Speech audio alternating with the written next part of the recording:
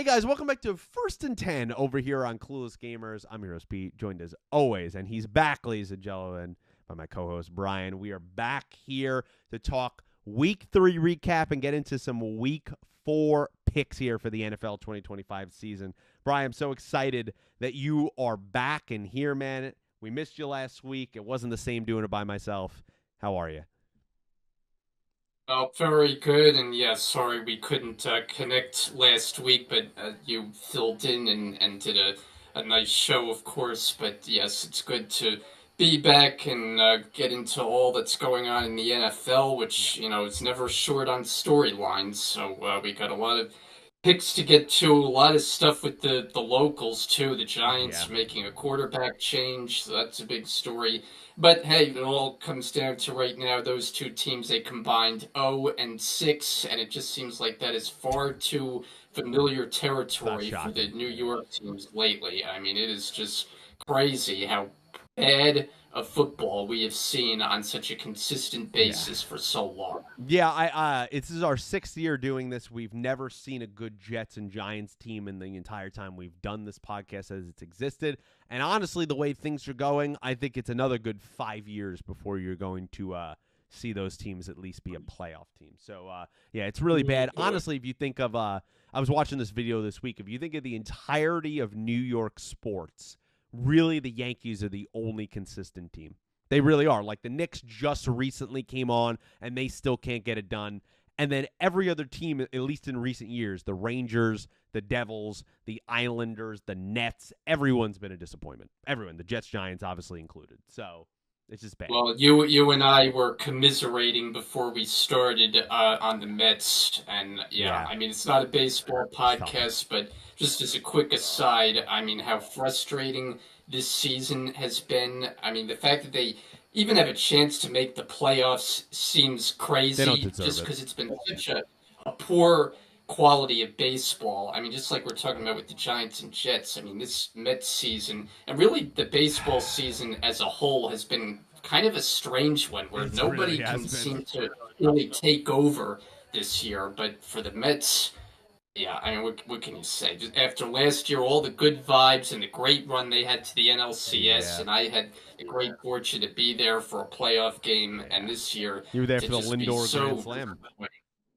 yeah, I'll never forget. But this year they're not making us smile much. No, yeah, it's not a baseball podcast, but still, it's our podcast, and it's behind you. You can't ignore it. As we're recording this, and maybe when you're watching this at some point, yeah, the Mets they're through 161 games. They got one more to go tomorrow. They have to win, and the Reds have to lose. And I think it's a good chance that the Mets win. I think it's a very low chance the Reds lose. So I think the Mets are done. Yeah, it's been all around. It's the life of a Mets fan. Yeah. It teaches you about life because you learn to live with disappointment. And I was on Mets Twitter today seeing that, and I don't know, every year that goes by, Bri, I am convinced you and I are never going to see a World Series in our lifetime. Like, I really think there's a good chance we never win one. It's just, yeah, it's tough to watch, and all the money they spent, and yeah, just the team doesn't have the same of good feel team No. unity vibes. It feels, I saw somebody write this on Twitter last night. It just seems like a team of individual stars that are Yeah. just not well connected to each other, and they certainly have played like that. And it's been one of the more frustrating seasons I can remember, at least in the last 10 or so years. Gives me big vibes of 2007, 2008. Not that bad, but given the expectations around there, it's been hard. But here we are, and we'll talk some football because maybe that'll give us some smiles on our face.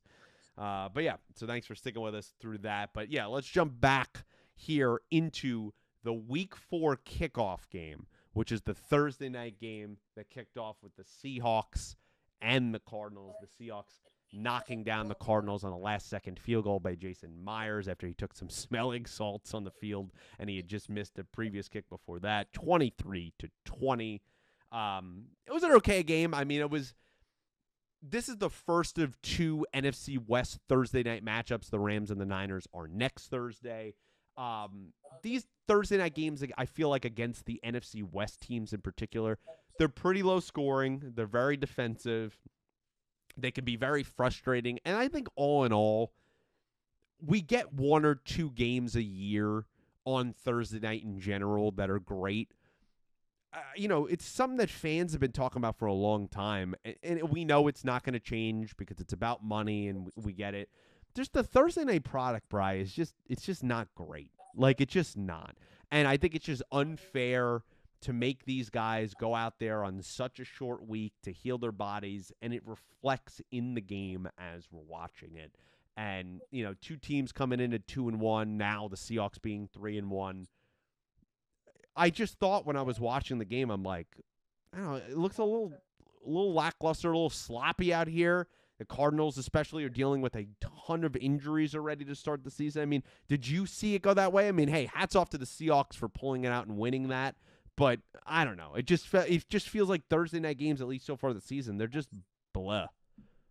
Yeah, there's always a big advantage for the home team on Thursday night. It's an overwhelming winning percentage for the home team. Of course, this one went the other way with the visiting team winning. But, when you look at the game individually, it looked like it was wrapped up a bow on it with 20-6 in like the last few minutes. Seattle leading, and next thing you know, the Cardinals, who had done nothing offensively for basically the whole game Two up straight until touchdown this drives. point. Kyler Murray, right, had 2 interceptions and wasn't doing anything, but he puts together 2 touchdown drives to get the Cardinals even, 2020, and then Seattle is able to go down and get the game-winning field goal.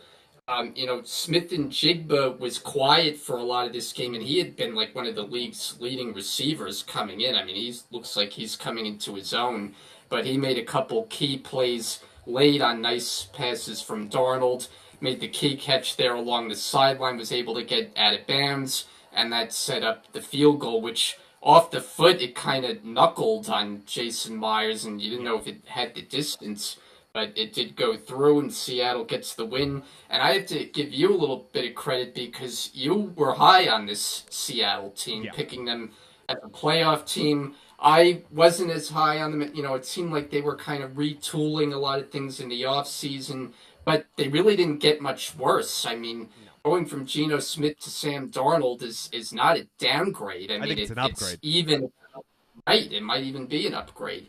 And he's looked pretty good. They've got a decent rushing attack, but their defense has really played well. Yeah. And so I think you have to like what you're seeing from the Seattle team. That was a good job. Divisional game, short week to go out on the road and pull out a win. I think they have something good going here going forward. Yeah, Darnold, I think, for an offensive line that I don't think played great on Thursday night for Seattle, I think he was running for his life a lot. I mean, I forget that guy's name. They said it on the broadcast. That right guard for Seattle, I don't know if you watched that, Bri. He was horrible. I mean, he was I got to look up his name when you're talking again, but that was some of the worst offensive line play ever. It was like when you're at a job and you're literally just faking it to make it. That's what he was doing out there. Like it was that bad. So I thought Darnold handled himself, protected the ball. I like JSN. Kupp adds an element to this team that I still think, he gives a safety blanket. He wasn't used as much in this game, but I still think you've seen his impact in the Steeler game. He is a nice little weapon to have. And then that 1-2 punch, when Kenneth Walker can stay healthy, he's a great back. Yeah. Then you add in Charbonnet. And I know in this game, he had 1 catch for 10 yards, but still, he had a ball that he almost caught, was a really difficult pass. I like this Torrey Horton kid, man. This kid out of Colorado State, this rookie.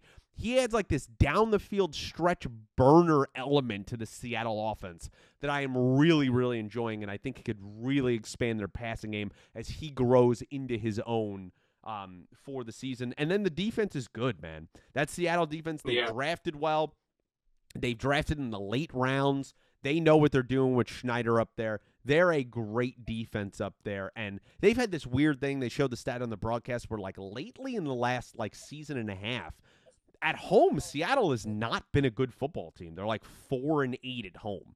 But on the road, they've just been killing it. And to go into Arizona on a short week, for Sam Darnold going back into the building that he lost the playoff game in. Remember, the Vikings and the Rams game was displaced because of the LA fires, and they played it in Glendale last year in the wild card round. And Sam Darnold was treated like a rag doll in that game. He got sacked 9 times.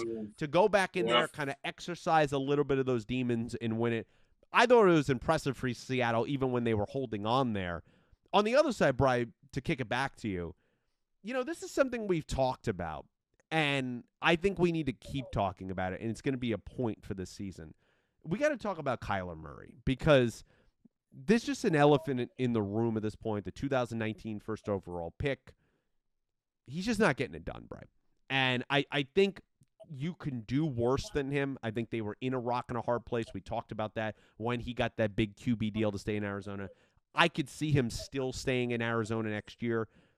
But there just feels like there is just an absolute ceiling to what he can do as a quarterback, especially in this Arizona offense where there's not a bajillion pieces. He's not playing for the Eagles where he's dropped in with 2-star wide receivers and a star running back and a great offensive line. Maybe he could do something there. There's just an element that is a shorter quarterback and just kind of this natural kind of vigor, this swag. He's very emotional. He just kind of fades down the stretch. He's been injury prone. I just don't think he has what it takes to lift this team. And that's why when there was a lot of smoke and, kind of building up in the season, watch out for these Cardinals. I was like, they're going to be another third, fourth place team again. They're just not that good. They just, even when they have great players, this defensive line for Arizona, totally remade in the offseason, has looked great. But offensively, they leave a lot to be desired. Yeah, I mean, with Kyler Murray, I think he has some high highs and low lows. Like when he's good, he's really good, but that hasn't been nearly as consistent. But, I think part of it is just the team around him right now. I mean, you look at it, they've got basically one reliable pass McBride. catcher, and that's the tight end. Yeah, McBride, who we know is very good. Marvin Harrison, so He's far, bad. very disappointing. It's been very. I mean, one of these picks in this game is not Murray's fault. It was Harrison going like this, and he threw it right to the Yeah. defender. And he did, redeem himself later in the game because he had, one of the touchdowns that got them back in the Yeah. game. But he has not been, a bona fide number one receiver, not even close.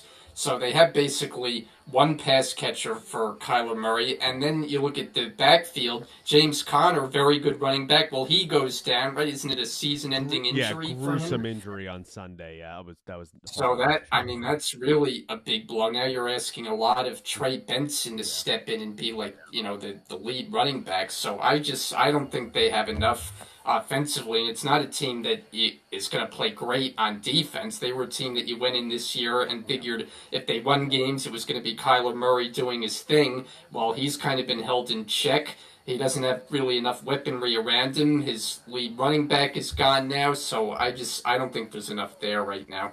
I think they're going to have to lean on that defense because that defensive line is really their only bright spot, right? Calais Campbell at 39 has 3 sacks already this season. He's played great.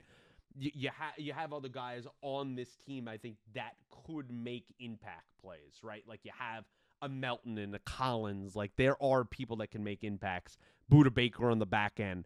I just think they're down 3 corners. Their 3 top corners, including rookie seemingly was off to a great start in Will Johnson. He's out. They're banged up there. The Connor injury, the offensive line still isn't great. There's just a lot of missing pieces where, look, they were 2-0 because of they played teams like the Saints. I mean, and the Panthers. Let's be Yeah. real. And even in those games, especially the Saints game, the Saints had a chance to come back to win at the end. The Panthers played really well, and you've seen how that was one of Bryce Young's best games of his career. That's not a good recipe to continue. And they were very fake 2-0. They were fake 2-1, and now they couldn't beat Mac Jones last week on Sunday. And Mac Jones at the end of the game was limping by the end of the game, had a knee brace on. They still couldn't beat him. There's just a lot to be desired by Kyler. You see his balls get batted at the line of scrimmage all of the time. You see that with a lot of the short quarterbacks, and I just don't know if they have enough to get over the hump, but it's going to be an uphill battle for them all season long. Brian, let's jump back to some of the week 3 games. And let's start in one of the shockers of week 3. Browns, Packers, the Packers losing 13-10 in Cleveland.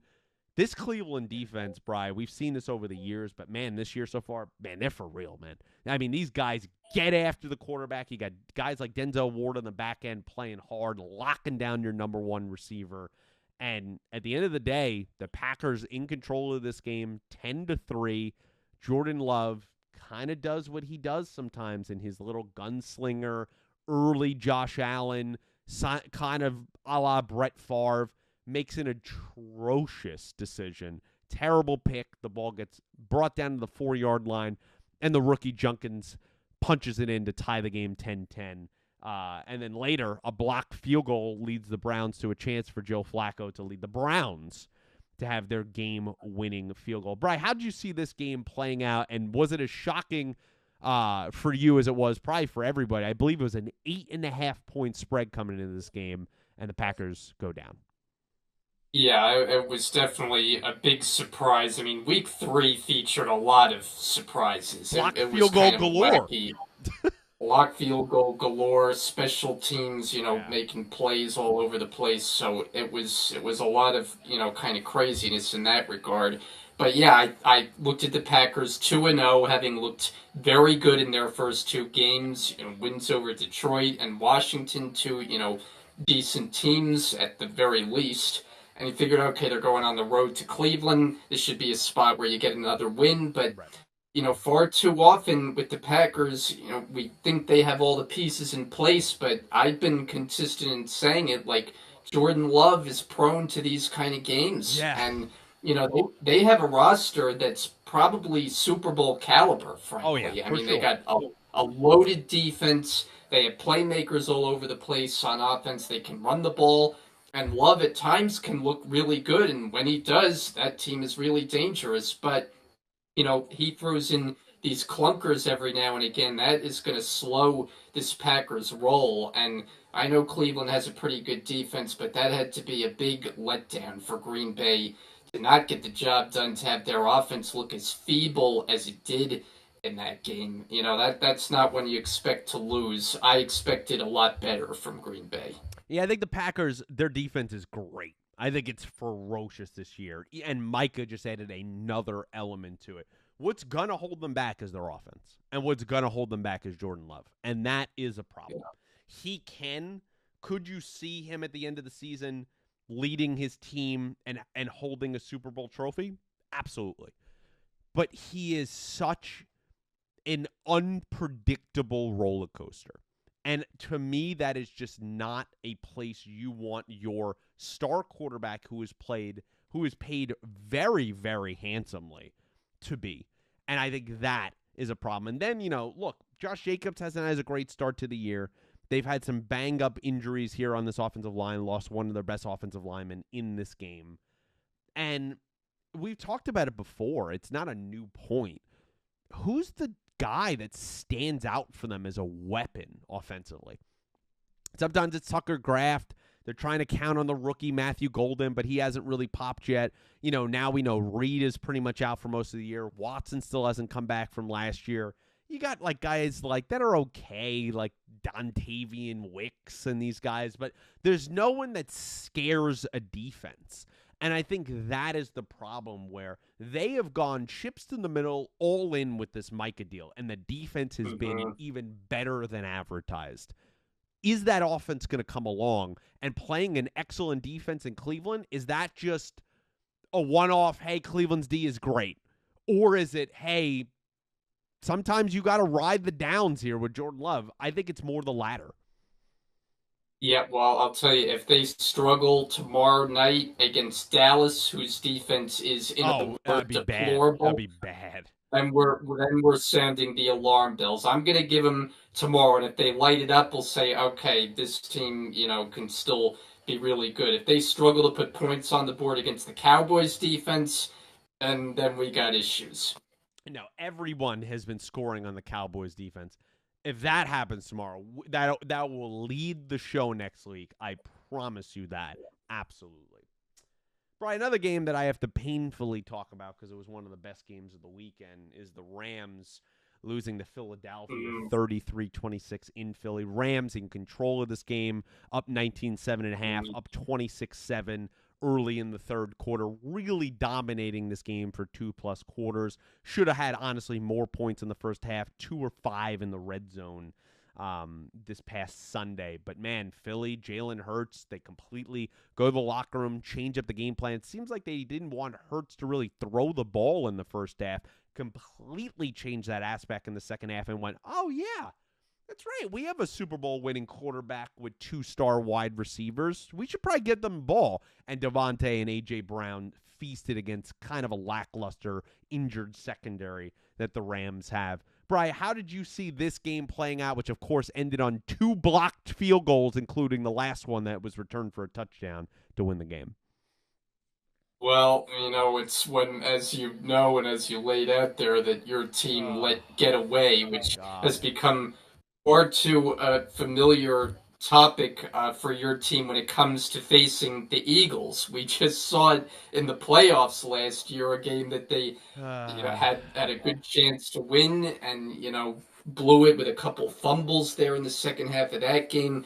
But they didn't have a lead in the playoff game like they did in this one, where they were up big at halftime on the road and can't seal the deal. I mean, a big missed opportunity for your team, no doubt about it. I mean, the Eagles have been a little bit strange for me, especially on Yeah. offense, where I, don't necessarily know what their identity is. Like last year, of course, it was all about Saquon Barkley just dominating, and he's kind of been held, I'd say, contained a little better so far to Yeah. start this season, which is not, too much of a concern or a surprise. I No. mean, last year he was just superhuman. So I think it was only, inevitable that there'd be a little bit of a fall off.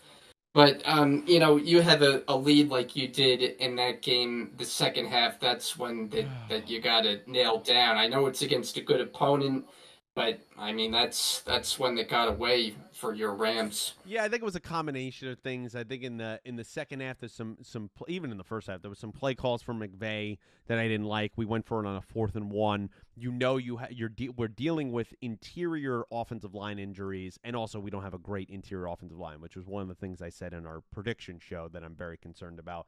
Now you don't have your left guard Steve Avila. I haven't had him since week 1. You got Bo Limmer in there, who's a 6th-round pick, who you knew blew the playoff game. He was one of the main reasons that we lost to the Eagles and Jalen Carter last year. And you have him in there on a 4th and 1. You're running it right in that section. Gets blown up, Kyron Williams. Terrible play call. You had a play where Devontae has the ball right in his arms. I don't know if he lost it in the sun, whatever. Huge 3rd down conversion. Drops it, goes right through his hands. Terrible play. There was another play where Puka was grabbed. Pass interference wasn't called. Sure. Now, do I think the refs were terrible in this game and they favored Philly more? And that's not something I normally say. I didn't say that in the playoff game. In this game in particular, it was awful. I mean, the Philly was false starting and the tush push and a few things.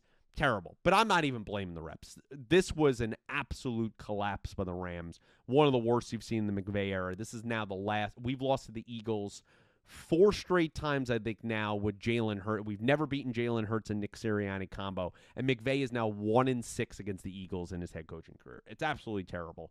And to lose this game, which would have been such a huge game, not only to stay pace in the NFC West, but to really send a message to Philly, beating them in Philly, that would have been such a big deal. And to choke this game away and Cardi to have 2 kicks blocked, that wasn't his fault, that the interior of the kicking team, this wasn't a guy. That's the most frustrating part, Brian. This wasn't a guy that ran along and timed the snap count and jumped in. They bulldozed the middle of the line with a long snapper and everyone was, and just went right through Jordan Davis and the rest of them. That's bad. And to have it happen twice in one game, McVay's better than me. The special teams coordinator would have been fired on Monday. That would have been the end of that. He would fired. It would have been the end of the day. Because that is an inexcusable mistake to have 2 times in a row on 2 consecutive possessions. That can't happen. It can't happen. This is professional football, and that was atrocious. So I hope there was a significant focus on that this week. McVay said that there would be. Hopefully there is. But, McVay has a problem with clock management. They use their timeouts too early, as they always do. And it was just an all-in-all frustrating game, Brian. It really was. To watch the defense collapse the way it did, to watch consistently 5'9" Darius Williams on giant 6'1", 240-pound A.J. Brown just sunning him. Like, we can't double team. We can't do something. Like, it was very frustrating. They clearly made a point that Barkley killed them in the playoff game and in the regular season game last year. They made a point to contain him. I was happy about that, but for the rest of it, wow, what a letdown, and now what a huge game coming up here on Sunday. Yeah, they got the Colts coming up, so very interesting game. We'll see how our picks go when we get to that a little bit later. But how about the fact, too, that on the last blocked field goal there at the end of the game, and Philly returns it for a touchdown, and they cover a point spread. I mean, imagine if it's so you annoying. had the Rams in that game. I mean, you talk about a bad beat. It doesn't get much worse than that. Those are times, right, where you're like, man, like, is the NFL rigged, man? Because, like, if they block the field goal, it covers the spread. He didn't have to run it back, and the guy's running over 19 miles an hour, a defensive tackle in the end zone. Like, it was a 3.5-point spread. It just really brutal, and I know so many people that lost on that one. Really, really tough break. And I will say, just as a last note, like, Jalen Hurts, look, he changed up in the second half. There's clearly some things going on with him and the offensive coordinator, the new offensive coordinator there. I'm not trying to be a hater because he deserves all the props in the world. But, like, it's just hard for me to watch Jalen Hurts and go, man, that guy's amazing. Like, it's just like, he's solid and he manages it and he's a winner. But, like, he's surrounded by all-stars. Like, it's just like, I don't know. Like, maybe that sees me as a hater. I'm sure Philly fans would tear me apart. Look, you own the Rams. You own my team. Okay, I'll say that. But, like, he just doesn't blow me away as a quarterback. Like, is that fair to say? Yeah, I mean, there's a lot of games where you look at the stats and they don't exactly jump off the page. I mean, he has a lot of games where you look up and he throws for, barely over 100 yards. And there's stretches during games where he's not doing much of anything. He's not throwing the ball. I mean, he might run a little bit, but, he's got great weaponry, and it's like A.J. Brown just disappears. I mean, we remember in the playoffs last year, I'm reading a book in that game against Green Bay. So, yeah, I mean, their offense is a little confusing at times, but I would say, like, Hurts clearly cemented himself in last year's playoff run, winning the Super Bowl, how well he played, Super Bowl MVP, and that whole thing. And, he'll forever endear the fan base for that moment. Yeah, he's just a unique quarterback. And, like, I have a very hard time just placing him in, like, where I think he is as one of the best quarterbacks in the league. He's a winner, but it feels like he is, I want to make this clear, he is way better than Brock Purdy.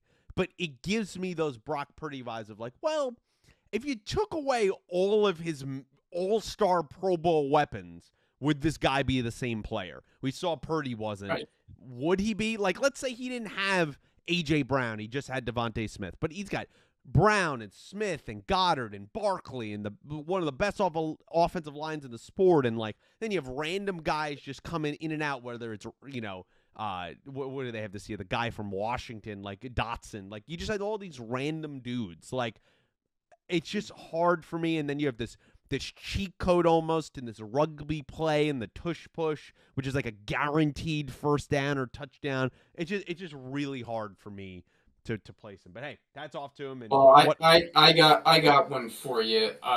Who are you taking, Jalen Hurts or Dak Prescott? Jalen Hurts. Yeah, Jalen Hurts. Yeah, straight up. Not even a hesitation. But it's hard when you just see a guy surrounded by, a Pro Bowl team. It's tough to see. But hey, he owns the Rams. The Rams collapsed, and he deserves all the credit in the world for that.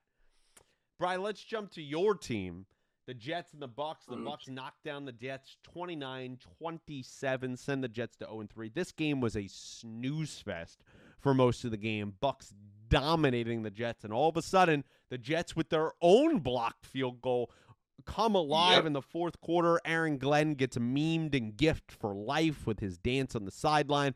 Danced a little too soon, perhaps, as Baker leads his third straight game-winning drive to start the season.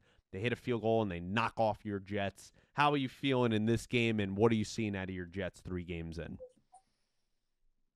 Not a lot that's good, I'll tell you that. And I felt as I did going into last season that expectations were too high with this team. I mean, I said going into the year I thought 7-10 was realistic. Honestly, now if they get to 7-10, it's like, wow, how did Be they a get miracle. there? Yeah. Because I mean, people talking about this team like they're going to win 10 games and be a playoff team. I No shot. just don't get it. Yeah. The team is just too far off from being anything close to a playoff contender. They're lacking in too many fundamental areas. Now you're quarterbacking apparently Tyrod Taylor, as Baker Mayfield Right. told us, Corrected not us. Tyrod. Exactly. So make sure we get Tyrod. that cleared up. Yes.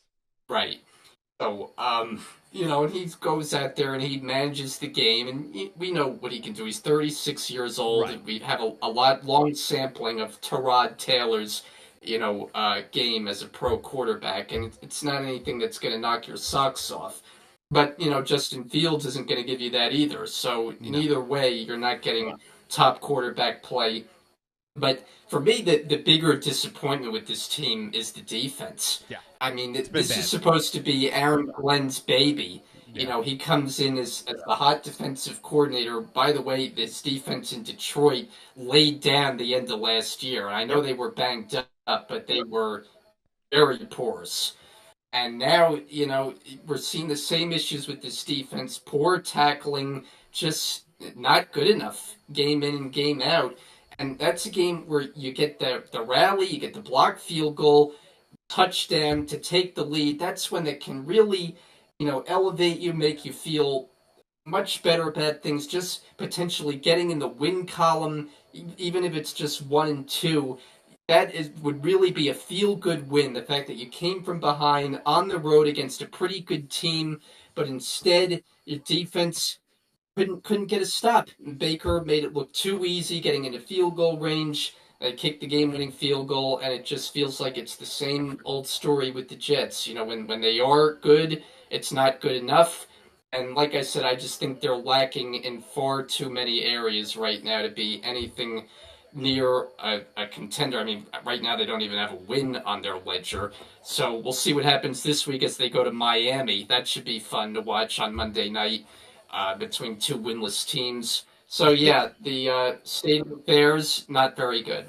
Yeah, you have on that final drive there, they get the ball at the 31-yard line, and basically a pass at 28 yards and 20 yards, and boom, they're basically in field goal range, and that's what that Jets defense led up. It's a miracle that they were even in that position in the first place, that they were able to come back, and Will McDonald makes an amazing play there on special teams. But yeah, you nailed it. The defenses look terrible through 3 games, and then offensively, Bri, this is what I was concerned about with the Jets, and what I want to lay out for you. And you tell me, if I just said you didn't know anything about the Jets season up to this point, I said, here's an individual game. I give you these 2 points. Would you think they won or lost? Would you think this is a concern? The leading rusher was Tyrod Taylor. Eight rushes for 48 yards. He outrushed Allen. Everyone loved him as a rookie. And Breece Hall, who went 9 carries for 21 yards. Okay, that's problem 1. Problem 2, your receivers, Garrett Wilson, 10 catches, 84 yards, and a touchdown. Great. The next guy, Ty Johnson, two catches, 32 yards. Tyler Johnson. You think that's a problem, or what? Would you think if I read those to you, not knowing about the game? Do you think the Jets won? Not even close. Right, and this is the problem. We said this before the season, that offensively they have Garrett Wilson and basically no one searching for answers otherwise. Right. So.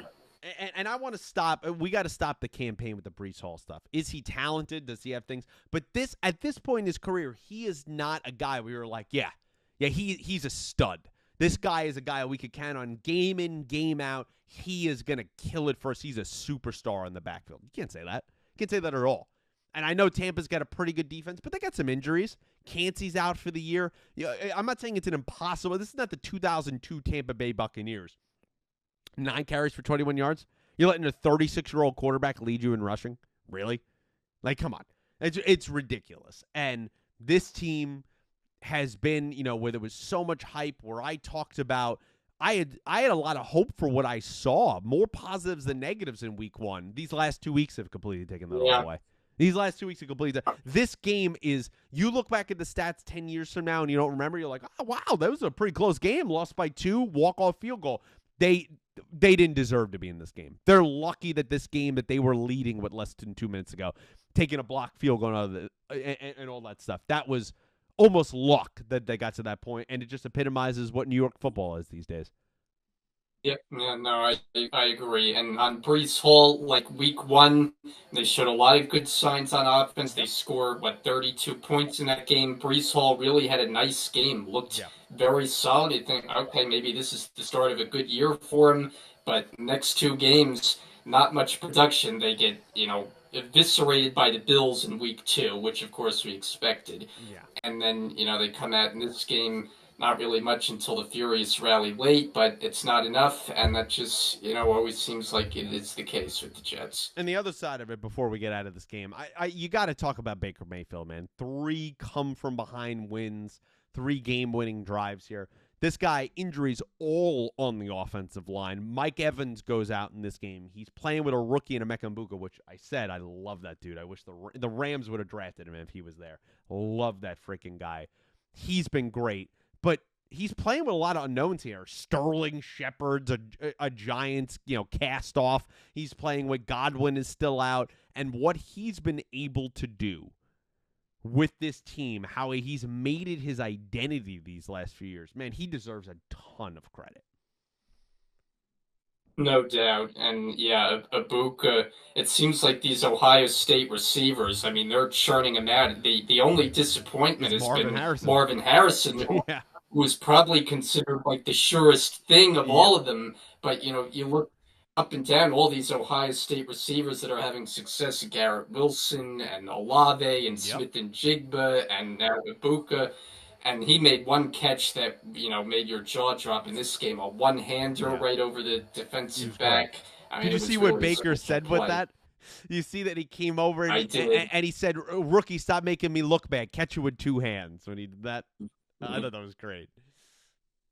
And then, the point on Baker is a good one because, we've talked about it a lot, just how much he's transformed not only his play on the field, but his image off of it. I mean, I don't know that I've seen a player that has just grown and matured more from, rookie level to where he's at now than Yeah. Baker Mayfield. I mean, it really has been a remarkable transformation across the board, and he's a lot of fun to watch. I mean, he's just a Yeah. gamer out there, gives it his all every week, and last year had the 40 plus touchdown passes. I think he's going to have another big year this year once they get Godwin back in the mix and Evans back eventually. But Ibuka's a star in the making.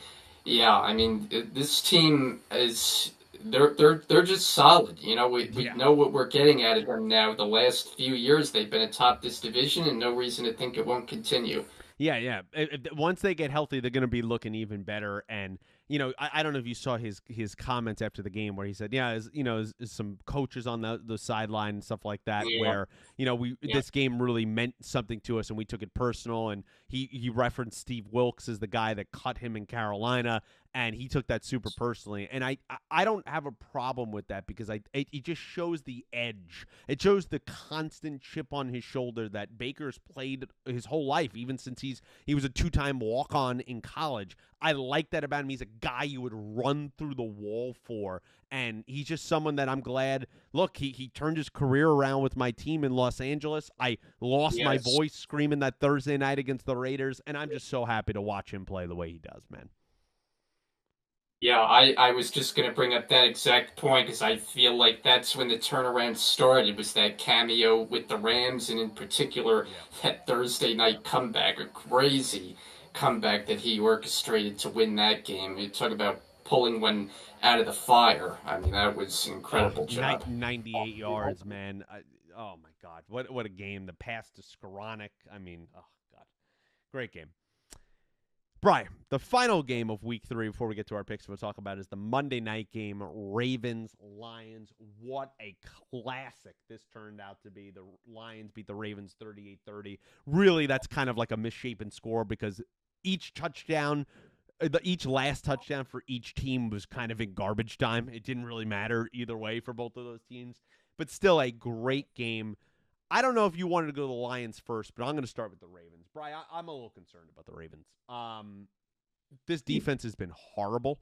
I know they got off to a slow start last year, but this is even worse this year. I mean, for all the talk, we give shit about to the Bengals. This Ravens defense, they're basically doing it on reputation right now. Oh, it's the Ravens.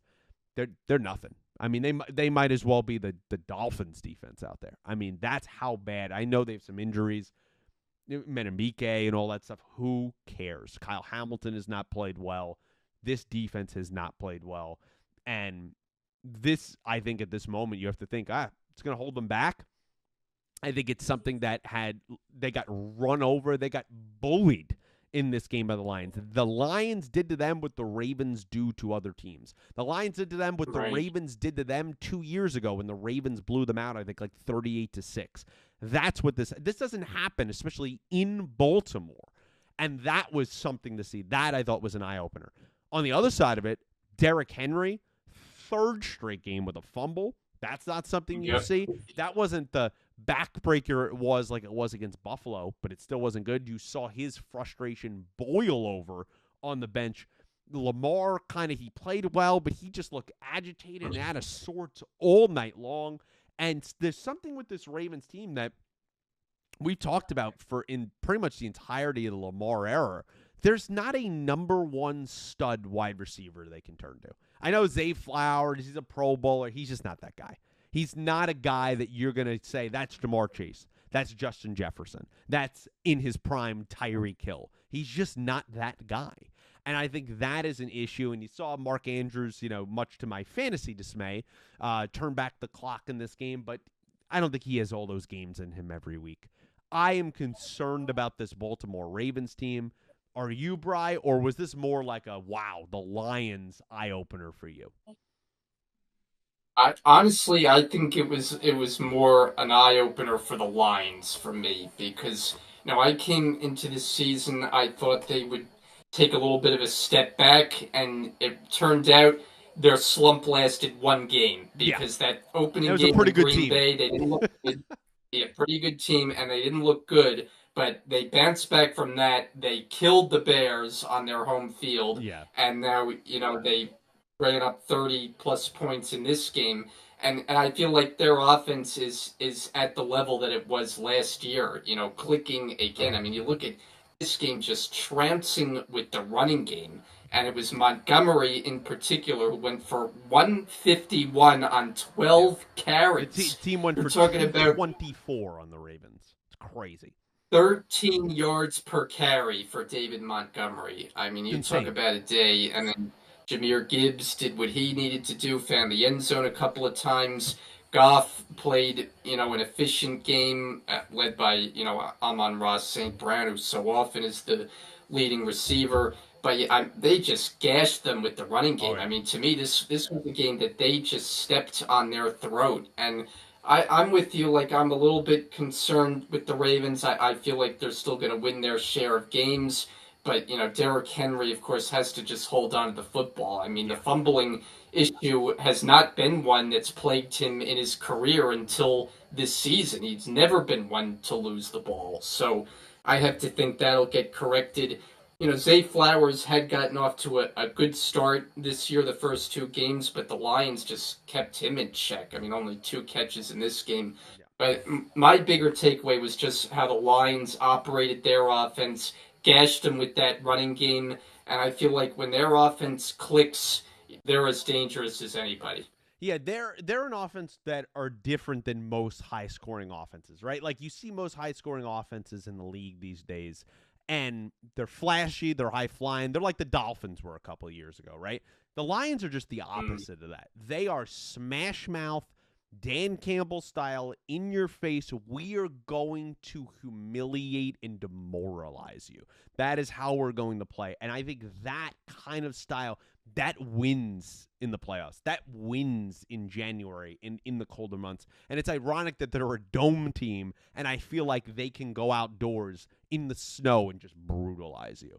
And that, I think, is something where I think it was a little overblown. It's why in the prediction show, I still picked them to win the NFC North. I think a lot of people were getting a little too over their skis, being like, oh, coordinators this. Oh, my God, the genius of Ben Johnson, they're screwed. And I'm like, they're going to be fine. They're going to be fine. There's a good team here. They'll get the interior of that offensive line figured out. That's the more concerning part. And they're going to figure this stuff out. And they have, man. They have looked great. And I think it just shows more, man, that Packers defense is for real. That's why they look so bad in week one. They going into Baltimore and dominating like that. And just Dan Campbell doing what he does. It's fourth down. I'm going to let Jared Goff throw to Amon-Ra St. Brown. No problem. No problem whatsoever. Yeah. That just shows the mentality they have. I think Campbell did not get a lot of the praise that Glenn and Ben Johnson got last year. He's one of the people that set that culture in Detroit, that turned them from a bottom feeder into what they are now. And I think he deserves his time in the sun of how he connects with his players, how he puts them in position and instills confidence in them. That is something that needs to be talked about in Detroit. He was not given his just due the last couple of years, and I'm certainly going to make sure, at least for my voice, that is done this season. On a side note, just as we get out of here, man, I still haven't gotten over this fantasy matchup loss, Bri. I was playing Dylan, if Dylan's watching, and I'm texting him in this game, and he has the Ravens defense and Mark Andrews against me with Derrick Henry. I go into the matchup up 7. I'm like, I'll be fine. Mark Andrews had scored not even 2 points in each of his first 2 games, and I told him when I saw him, I said, I guarantee this man has a career game when I saw him. And he goes, nah, you'll be fine. Next day comes, or 2 days later, they're playing, and he's going crazy. And I'm still, the Ravens defense played so bad, he had -4 points. Yeah. And even Henry would play a great game and fumbled, and I still was winning.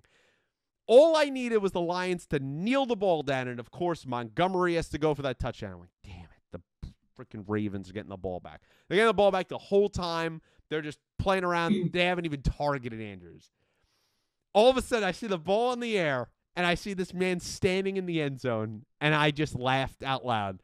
I went, there's no way a garbage time touchdown just crossed me my matchup. And it did. And, of course, he had almost 30 points when he had not even a total of 4 points in his first 2 matchups this season. It just epitomizes what it's like for me playing fantasy football. And what a killer loss last week. That was brutal. That is maddening for sure. Yeah, it was absolutely brutal. But, Bri, let's get over to some week 4 picks so we can get out of here for the people. Of course, obviously, we talked about the Thursday night game already, so we will kick off on Sunday with the international slate. In Dublin, Ireland, is the Vikings visiting the at-home Pittsburgh Steelers in this game. Brian, I'm just gonna say I'm picking the Vikings in this game. I think Carson Wentz is kind of an upgrade over J.J. McCarthy at this point right now, and Aaron Rodgers against Brian Flores. I think Aaron Rodgers should be lucky if he gets out of this game healthy. If he plays this whole game, he is a statue back there. In the first 2 weeks, he was getting clobbered. They haven't made any adjustments. They don't get any quick game going. Their offensive line isn't great, and they have no run game. I'm very concerned for Aaron Rodgers. I'm taking the Vikings. Who you got? Yeah, I'm taking the Vikings too. Wentz won the battle of the backup quarterbacks last week convincingly against Cincinnati. I figured that game would be close, and it was anything but. Yeah. Total trouncing. Wentz played well. The Steelers' defense in particular has not been up to snuff this year, especially the first 2 games. They were a little better last week. That was against New England. In Dublin, as we got to break out our Irish accents a little bit here, I am going to take the Vikings. I will not make the audience listen to a horrible Irish accent from me, so we'll skip over that. But yeah, I'm excited for that one. The 1 o'clock games back in the States kick off with the Commanders and the Falcons. And God, Bry, I have been back and forth in this game. Of course, Jaden Yeah. Daniels dealing with a knee sprain, missing his second straight game. Marcus Mariota, remember him? He won a game last week pretty convincingly against the Raiders last week for the Commanders. But no Jaden Daniels, no Terry McLaurin, who's all of a sudden dealing with what seems to be a kind of concerning quad injury where he's getting a second opinion. They lost Austin Eckler a couple of weeks ago. They've been banged up all over the place. I'm going to hate myself, but I'm going to do it. I'm taking the Falcons, and I'm telling you right now, if the Atlanta Falcons do not win at home against a backup quarterback with all the injuries that Washington is dealing with, I might not pick them the rest of the year. Okay, you just lost 30-0 against the Panthers last week. If you do not rebound in this game and lose at home, not only your season's over, I'm completely out on you, and I want Raheem Morris fired the next day. I'm dead serious. Like, you better win this game. I'm picking the Falcons. I don't think Atlanta crossed the 50-yard line in that game Holy last crap, week. they were bad. I mean, just a brutal performance from Michael Penix and company. I'm going to take Washington here. You know, Mariota played very well, as you referenced. I know they're going to be without McLaurin, but think about it, too, that it's also something of a revenge game for Mariota. He was in Atlanta, where it didn't really go well for him. You know, it seems like it's already going better for him in Washington, even without McLaurin. You know, they got some other weapons there, Deebo Samuel and what have you. I think it's going to be a field goal kind of game, toss-up game, but give me Washington. And I just gone back and forth just because Washington's a better organization. But if you're Atlanta, you cannot lose this game. The Saints go to Buffalo, and Lord, I'm taking the Bills. I mean, I honestly feel bad for the Saints, dude. I mean, we knew how bad they were going to be. They put up a fight against the Cardinals and the Niners the first 2 weeks, got obliterated in Seattle last week. I think it's going to be more. This game is going to be really ugly, dude. Give me the Bills. Yeah, not really too much more to add here. I mean, I would be surprised if it were less than 20 points. Absolutely. The Browns go to the Lions, and this game actually will be a lot more interesting because the Browns have an excellent defense, as we talked about.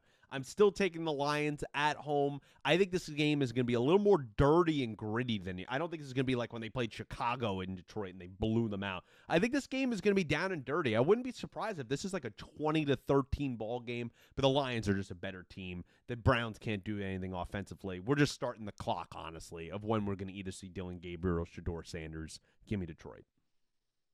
Yeah, you mean we don't need to watch Joe Flacco play for too much longer? No. All right, that'll be good.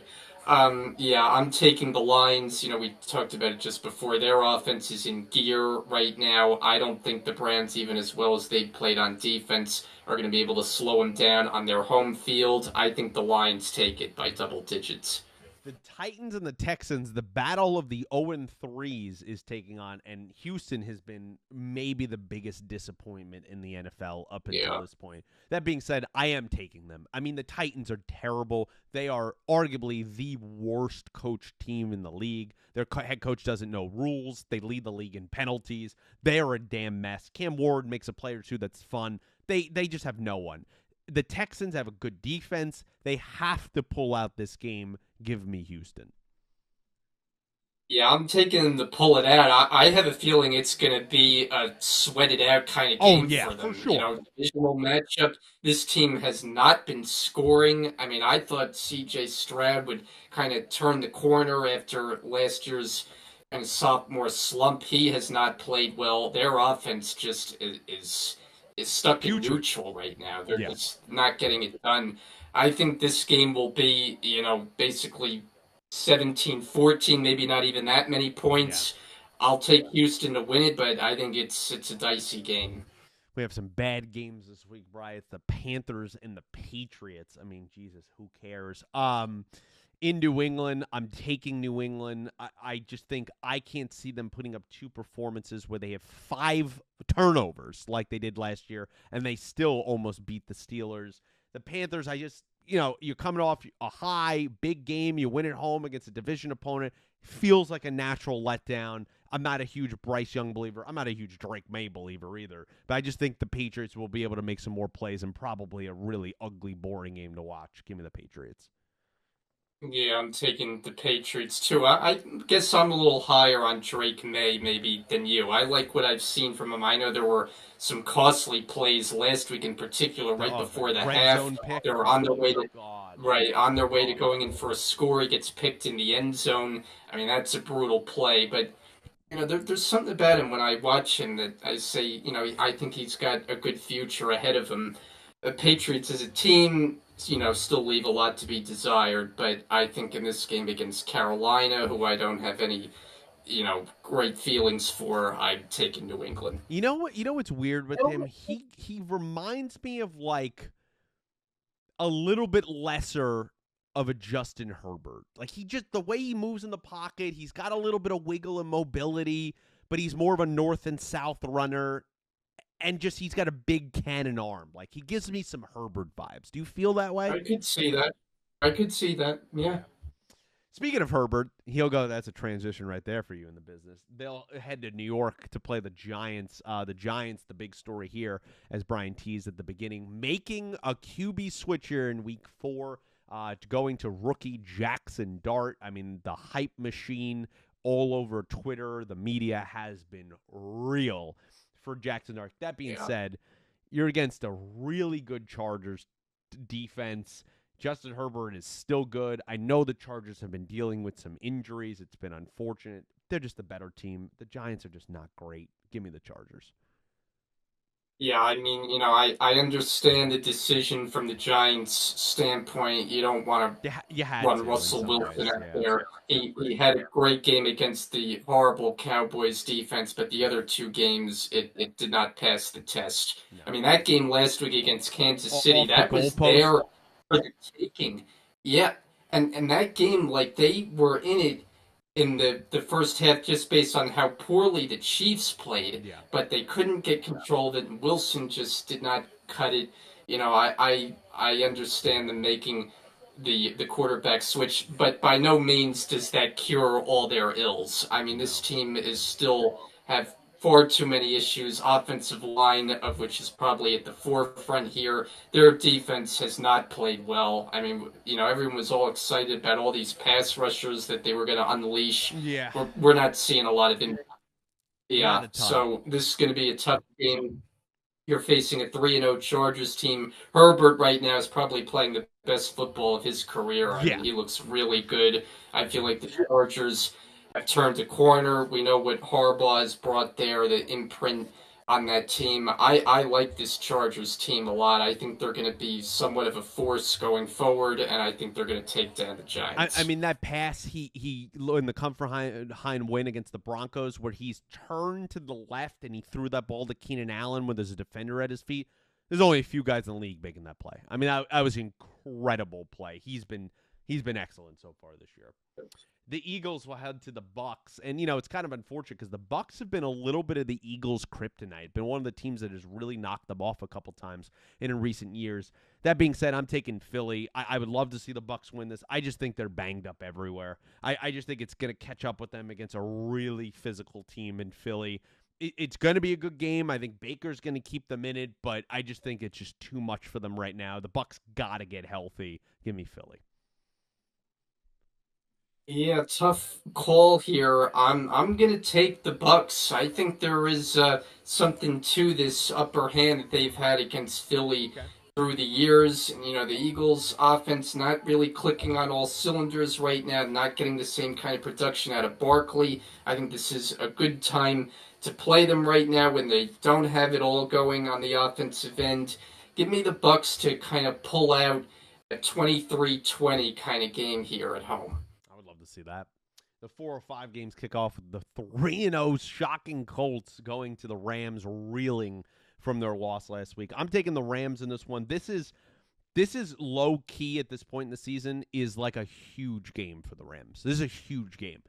The way the NFC West is playing, Seattle's 3-1, the Niners are 3-0, even the Cardinals are 2-2. You don't want to drop to the same level as them. You can't lose 2 in a row when you have the Ravens coming up in a couple weeks as well, and you have a Thursday night turnaround against the Niners. This is a massive game at home for the Rams, who are a little banged up. You got to beat the Colts here. It's going to be a good one, but give me the Rams. I feel like it's not often in our now 6 seasons doing the show that you have actually picked the Rams to win. I mean, it seems like you go against them more often than not. And I thought this would be a spot where maybe you would go the other way because the Colts, look, they've been impressive. I mean, Daniel Jones has been the toast of the town. He's Indiana Jones.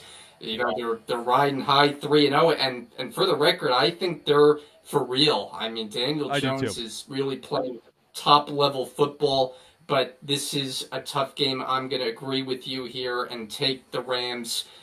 I just like what they have mainly on the offensive end. I love the element that Devontae Adams has brought to this offense. I know you brought up the big drop last week, but he's been really productive. And Puka Nacua, I mean, there might not be anyone more productive than him. This guy is just a machine out there. So, yeah, I think it's a good game for Stafford and the offense to kind of slow the Colts' roll a little bit and hand them their first loss. And Adams, with the hamstring injury he is dealing with, is expected to play as of 2 hours ago. So let's hope that is the case.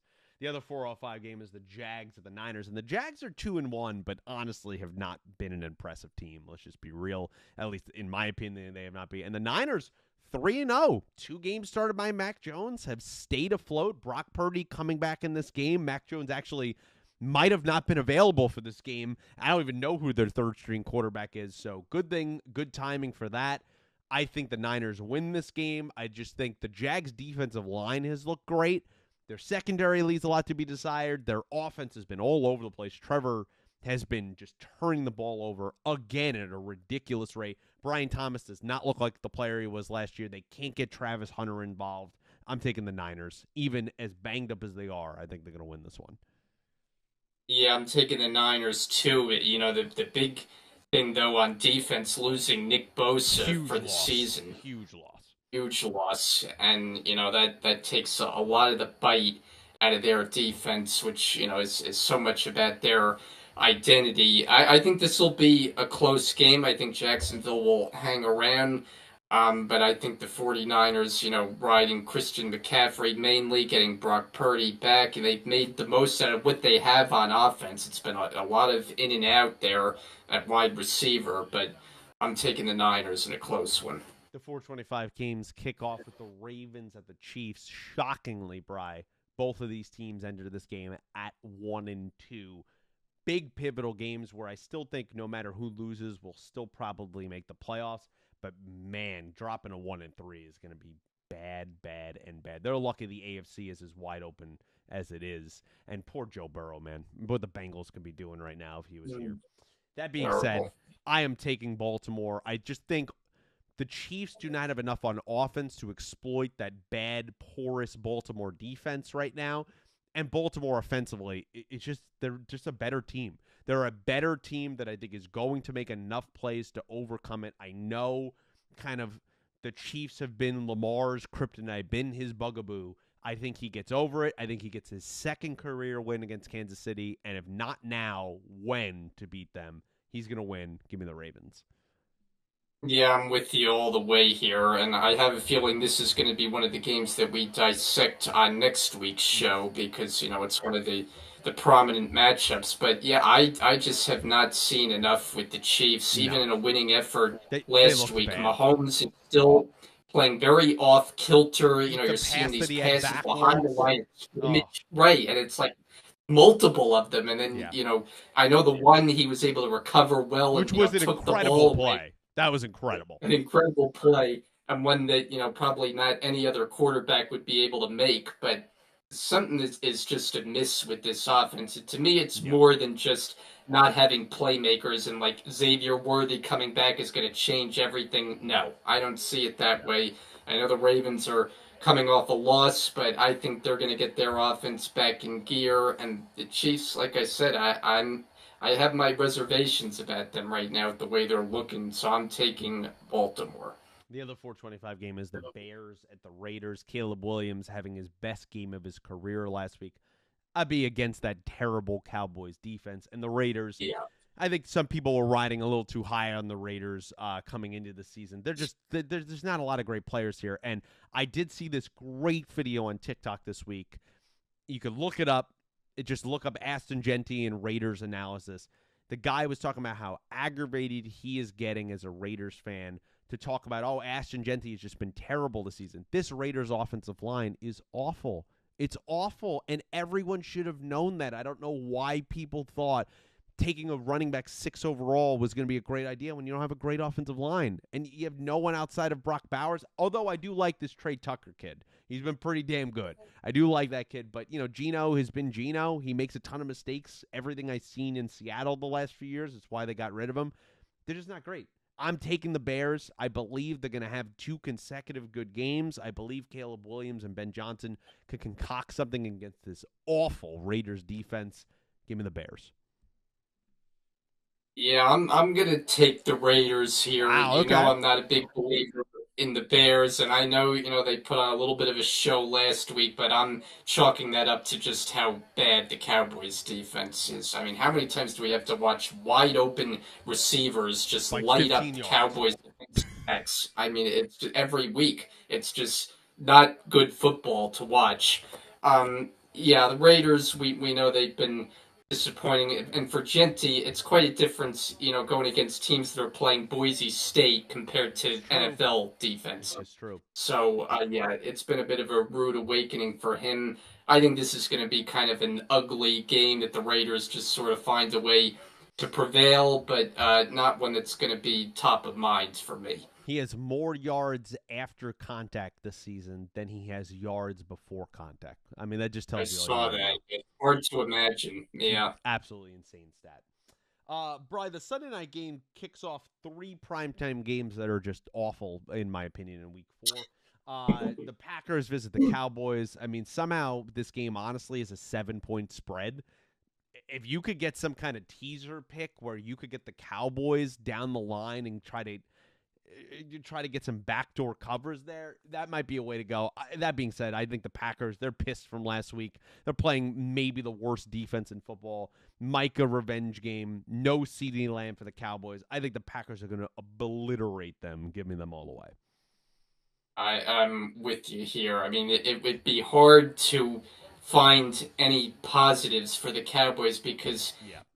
even if you were to say like the offense, well, you're down CeeDee Lamb as you just noted, and he's Yeah. going to be out for a few weeks. So that takes away not only their best receiver, but one of the best in the game. It elevates, George Pickens to the #1 spot. They just don't have enough there. Running game is so with Javonte Williams. But yeah, I think this is made to order for the Packers with Micah Parsons Yeah. going back It's a in get that right building. game. He's going to be motivated. He's already talking about how when he sacks Dak Prescott that it's going to hurt. Yeah. So yeah, I think the Packers roll all the way Yeah, here. and Jerry Jones is doing all his talking about running at Micah. Yeah, we'll see how that goes.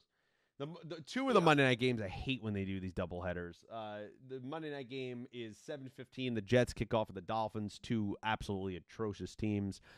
Justin Fields is going to be back in this game starting for the Jets. That being said, I'm taking the Dolphins. I mean, God, if you want entertaining / really cringeworthy television, just watch Mike McDaniels and the Tua press conferences every week. It's just getting weirder and weirder, dude. Like it really is. Like things are just getting strange down there in South Beach. But I mean, the Jets are the Jets. I just think the Dolphins will have a little bit more talent. They got a guy like Achan. They still have Hill. They still have Waddle. I think they'll be able to make more moves, and I'm taking the Dolphins. Yeah, I am too. I mean, it pains me to say it, but you have to look at Miami going into their last game, the Thursday nighter. Everyone thought they'd just get railroaded in Buffalo, Yeah, and they actually played they a fought. competitive game. Yeah, They scored a touchdown on their opening drive. I mean, the game was never really in doubt. Bills won it by 10, but it's not like the Dolphins lost by 30. They yeah. played a competitive, representative game.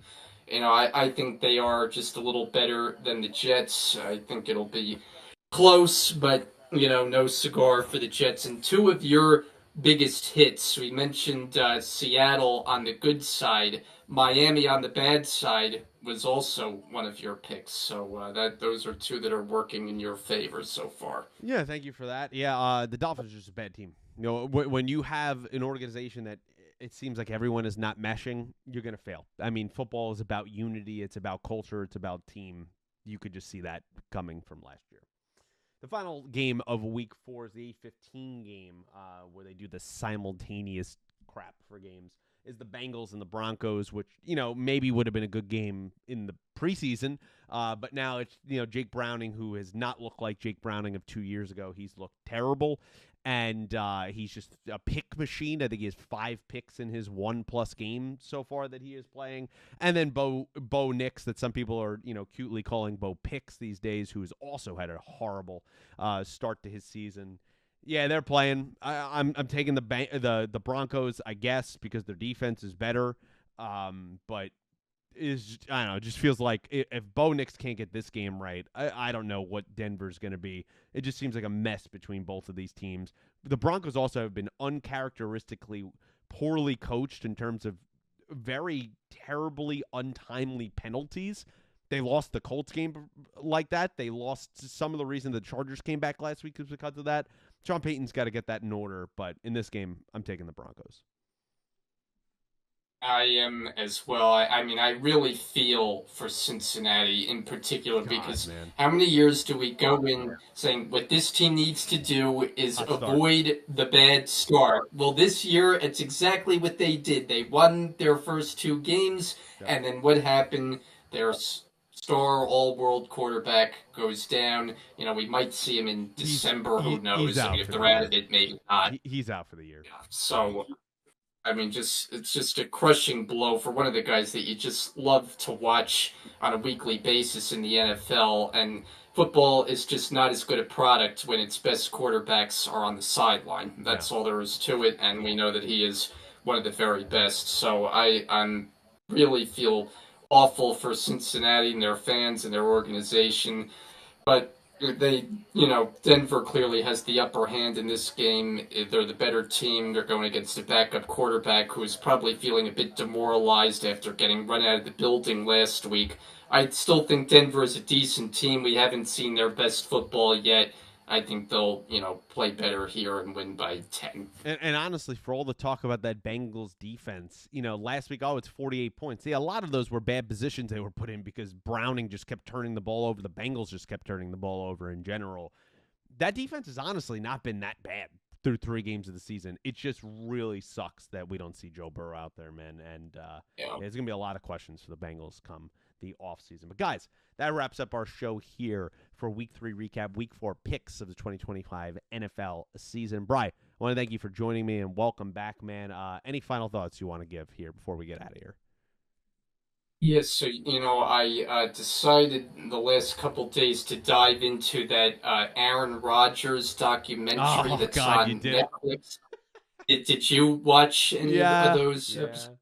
Did, yeah. So I watched the first episode. A lot of interesting stuff, It's and fascinating. of course, yeah, rooting for the Jets, getting into the whole rehab from the Achilles injury, and then also getting the perspective from early on in his career through his draft process and his college days. He's a fascinating figure, whether you love him or you He hate is. him.